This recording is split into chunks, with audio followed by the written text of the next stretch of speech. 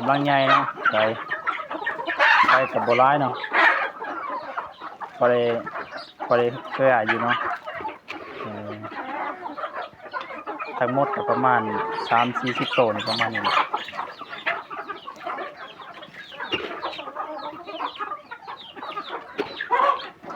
มันหิวเนาะมันกินบ่อิ่มหลายโต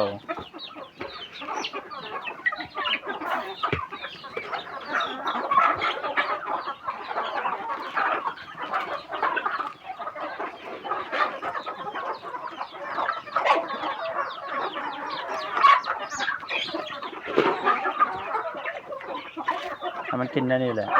ปกติมันก็กินห้ำเนาะคือเอาห้ำคือ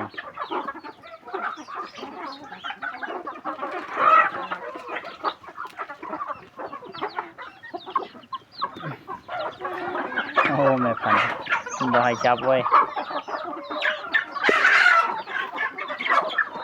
ท่านมันนั่นงามเลยนี่มันออกซีเยี่ยนี่เนาะเตะน่าจะคมดีจัง